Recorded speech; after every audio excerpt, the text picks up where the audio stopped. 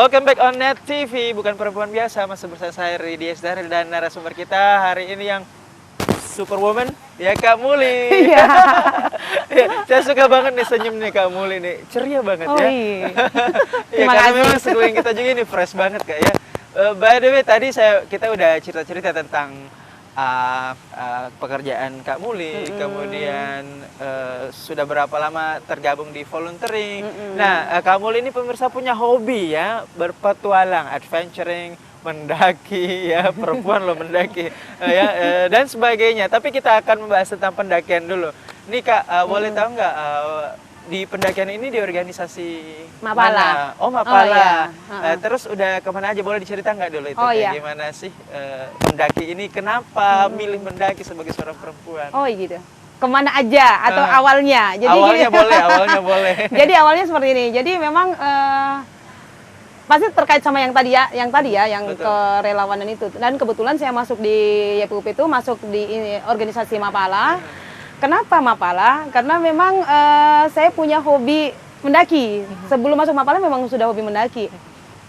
Nah itu awalnya sampai akhirnya beberapa kali keluar, kemarin waktu masih aktif di Mapala ya, atas nama Mapala ya, kita bawa nama Mapala keluar ke Jawa untuk kegiatan-kegiatan apa, kegiatan gladika atau pendakian-pendakian. Nah itu seperti itu, awalnya seperti itu. Terkait juga sih sama dengan materi yang kemarin sih sebenarnya KSR atau Makassar Rescue itu kan ada materi mantan rescue. Jadi sebenarnya kegiatan semua, kegiatan ya? yang saya lakukan itu memang saling berkaitan. Dan memang naik gunung salah satu hobi sebelum masuk Mapala sebenarnya hobinya memang itu. Oke. Naik gunung. Nah, kira-kira udah di gunung, kalau kita di Sulawesi dulu nih. Kalau di Sulawesi udah kemana aja mendaki gunungnya nih Kak Muli? Kalau di Sulawesi ya, Sulawesi Selatan ya. Iya. Sudah ke Bawakaraeng, iya pasti ya, itu Bawakaraeng memang kayaknya wajib deh buat pendaki-pendaki Sulawesi Selatan. Bawakaraeng, Lompo Batang, Latimojong, Baliase. Baliase itu di mana sih? Baliase itu di Kabupaten Luwu. Oh, lu. Yang kemarin kena banjir itu kan arahnya ke situ.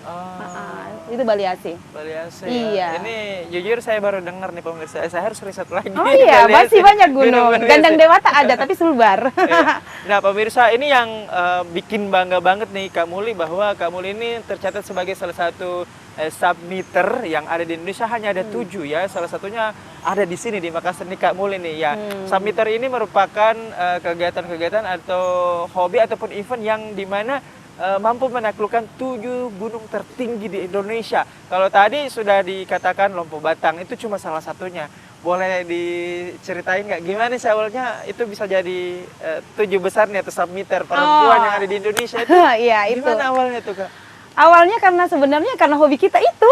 Jadi memang ada FMI sorry.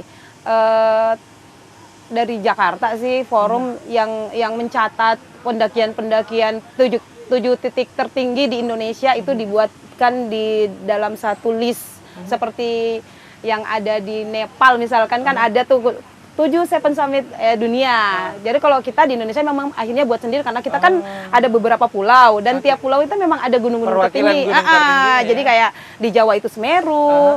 Kalau di Sumatera itu Kerinci, Sulawesi sebenarnya Latimojong, Maluku itu Binaya, terus Bukit Raya itu Kalimantan, dan Kartens Pyramid yang merupakan juga salah satu Seven Summit dunia. Itu Seven Summit dunia itu si Kartens Pyramid. Yang ada di Papua ya? Iya, di Papua. Yang pegunungan es ya? Iya, kalau nggak salah ya? ada Salju Abadi di atas. Wah, berarti untuk di Indonesia yang paling tinggi ini yang Papua ya? Iya, Pegunungan Kartens Pyramid. Kartens Pyramid. Oke, kalau dari ketujuh ini yang paling berkesan dari ketujuh puncak tertinggi di Yang paling Indonesia berkesan. mana sih? Yang paling berkesan? Sebenarnya semua berkesan ya, Oke. karena berat ya, berat ya. karena semuanya punya cerita sendiri. Jadi kita Betul. nggak bisa membandingkan medannya berat, Betul, apanya berat. betul. Memang punya cerita Pertanyaannya masing-masing. gampang pemirsa, tapi jawabannya susah ya, karena nggak bisa milih. Iya, tapi kalau untuk budgeting tertinggi ya Kartens. Itu yang sulit karena budgetingnya tinggi, mahal banget. Kalau misalnya medan yang paling tersulit di antara Tetap sebenarnya Kartens karena Kartens, dia ya? kalau Kartens itu kan kombinasi antara hiking dan climbing sedikit sih sebenarnya, scrambling istilahnya. Kita kalau climbing kan memang 90 derajat, tapi kita scrambling karena masih bisa pakai kaki, cuman harus tetap pakai pengaman. seperti itu. Jadi memang lintasannya itu sekitar 800 meter sebenarnya, cuman tinggi vertikalnya itu 600 meter. Seperti itu. Wow. Nanti kita ini. Kalau browsing. misalnya saat itu di Kartens nih, apakah Kak Muli ini merasa nggak bahwa ini nggak ada, berasa nggak di Indonesia atau mungkin berasa kayak di dimensi lain pada saat di Benar, atas di puncak Kartens bener itu? banget. Itu Jadi bisa diungkapkan nggak perasaannya gimana sih? jadi sebenarnya gini, pada saat kami di Kartens pada saat itu sampai di puncak itu kami dapat hujan salju. Wow. Seneng banget. Jadi kita, ini di Indonesia loh, kita dapat salju. Ini Indonesia, oh, oke. Dan kita, walaupun sebelumnya kita lihat saljunya di sebelah, tapi dia memang di punggungnya beda. Jadi di Sudirman itu salju abadi, sementara di Kartens itu nggak ada salju. Cuman pada saat itu dia hujan salju. Jadi kita punya ini lagi Wah, sendiri. luar biasa Iya. Itu perasaannya pada saat di sana gimana ya?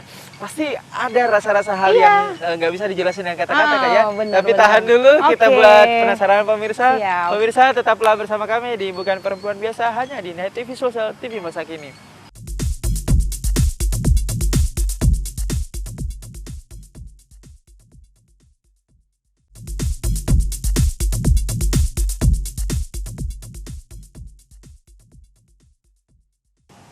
Anda kembali menyaksikan Bukan Perempuan Biasa bersama saya Ridha Sari dan tentunya hari ini narasumber kita yang luar biasa, Superwoman, Kak Muli. Ya, pemirsa lagi-lagi saya bahasakan bahwa Kak Muli ini merupakan salah satu submitter ya yang ada di Indonesia. Bayangkan nih pemirsa ya, dari 250 juta penduduk Indonesia, ini hanya ada beberapa wanita yang mampu mendaki 7 gunung tertinggi di Indonesia. Bayangin aja loh, nggak kebayangkan. Oke, saya kembali Kak Muli nih. Oke. Nah, sesuai dengan apa yang saya bahasakan ke pemirsa bahwa Kak Muli ini merupakan salah satu dari sedikit ya perempuan dari 250 juta penduduk Indonesia yang mendaki nih, yang mampu menancapkan kaki ke 7 gunung tertinggi di Indonesia. Ini apa ya? Mungkin sukanya apa atau dukanya? Boleh nggak diceritakan ke pemirsa suka dukanya? Oke, suka duka. Iya. Sukanya saya selalu happy.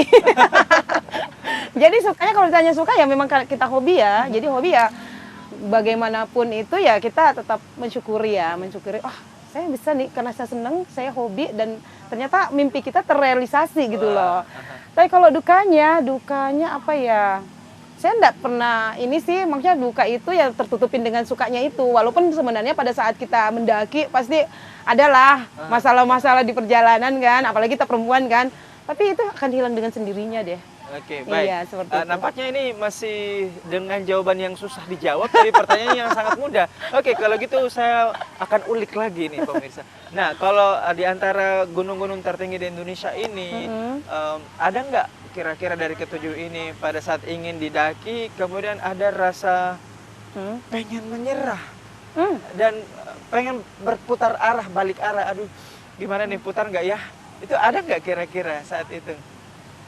Sampai sekarang alhamdulillah nggak ada. Nggak ada tuh Bukan, yang namanya pemirsa. pengen balik lagi. Nggak ada. Maksudnya putar arah pas saya lihat jalur, kayaknya nggak sampai. Nggak pernah berpikiran seperti itu. Tuh kan pemirsa, gue cari lagi nih pemirsa. Nah, kalau Iya. untuk persiapan-persiapan, kira-kira ada nggak yang pernah sempat ketinggalan? Maksudnya Oke. fasilitas penunjang nih untuk bisa mendaki, kira-kira sempat panik nggak saat itu? Ih, waduh saya lupa ini. Itu apa kira-kira? Oke, siap. Pernah nggak? Jadi kalau untuk persiapan itu memang kita meminimalisir untuk yang namanya ketinggalan barang. Jadi memang sebelum kita mendaki itu memang ada prosedur untuk checklist barang. Oke. Iya, jadi kelengkapan itu wajib. Karena kita nggak mau mati di gunung istilahnya ya, mati di gunung. Kita mau senang gitu loh. Gimana ya dengan resikonya memang kita harus bawa beban berlebih seperti itu. Saya tipe orang yang masih konvensional, jadi saya mau aman di gunung, saya harus sesuai dengan prosedur. Barang itu tidak akan saya tinggalkan, walaupun kecil, barang kecil tapi berharga itu akan tetap aku bawa. Apalagi macam sleeping bag, down jacket itu utama. Karena kita kan kalau di gunung, lawannya bukan ini ya, lawannya alam gitu loh. Jadi memang harus benar-benar prepare dari sebelum berangkat. Itu memang harus fisik dan mental disiapkan. Nggak bisa kita namanya naik gunung itu macam-macam. Tiba masa tiba akal, nggak bisa. Iya, bisa mati ya? Iya, nggak mau mati di gunung aku. Seperti Oke, itu. kalau gejala-gejala alam yang sempat Kak Muli ini saksikan di depan mata itu apa aja nih selama naik gunung, terutama di gunung ini nih? Gejala alam, Iya. gejala alam secara fisik ya. Jadi gejala alam secara fisik itu saya pernah kena badai. Kena pas di ketinggian kena badai, itu badai benar-benar yang melululantahkan tenda-tenda yang ngecamp pada saat itu, memang patah-patah frame-nya itu di Rinjani. Itu memang badai itu di Desember itu memang sebenarnya nggak recommended banget untuk mendaki, cuman pada saat itu memang waktunya ada, kita ke sana dan memang kena badai sampai 2 hari 3 hari, kita akhirnya ya udah, karena memang nggak bisa kita jalan, kita turun ke danau aja. Keputusan itu memang penting, jadi jangan ego juga, kita nggak bisa, saya maunya ke puncak, badai tetap dijalanin, jangan. Jadi kita harus perhitungkan itu tergantung dengan terkait juga dengan logistik, semuanya itu harus diperhitungkan baik-baik. Jangan dalam artian kita persiapannya 4 hari mendaki, siapinnya pas 4 hari. Kita tidak tahu kondisi di atas. Apakah kita lancar-lancar saja, teman kita sehat semua, tidak terkena badai, itu harus kita perhitungkan semua. Jadi harus plus dari yang wajib kita bawa, seperti itu. Kalau misalnya gejala alam yang paling menyusahkan itu pernah nggak, kayak misalnya siklon, angin gitu? Iya, itu seperti terus tadi. Iya. Yang tadi ya? Iya, badai. Dan badai itu memang benar-benar yang keputer, dan memang si tenda-tenda, sebagian tenda itu memang rubuh. Seperti itu kan parah banget. Itu badai yang pernah saya alami selama mendaki. Itu yang paling parah. Nah, setiap pendaki nih Kak kan punya banyak banget cerita ya, kalau misalnya udah mendaki seperti itu, baik itu gejala fisik tadi dibahasakan sama Kak Muli, ini gejala fisik. Kalau berbicara mengenai, saya jadi teringat gejala fisik, tapi ada juga teman-teman yang punya pengalaman metafisika. Itu Kak Muli pernah nggak ngalamin pengalaman metafisika di atas gunung? Iya, Yang itu goib-goib gitu, pernah nggak? itu namanya, kita istilahnya teman kantor ya. Jadi memang kita harus yakini bahwa selain kita memang ada makhluk lain yang diciptakan Allah itu untuk hidup di dunia ini, tapi alamnya beda. Nah, yang kita pahami, tempat-tempat itulah memang tempatnya mereka, yang tidak ini kan, hutan, gunung, laut. Jadi kalau yang seperti itu memang pernah, kalau dikatakan pernah, ya pernah. Dulu, kita akan lanjutkan soal metafisika ini di atas gunung seperti apa. Pemirsa, jangan kemana-mana, tetaplah bersama kami. Stay tune on Net TV Sulsel, TV masa kini.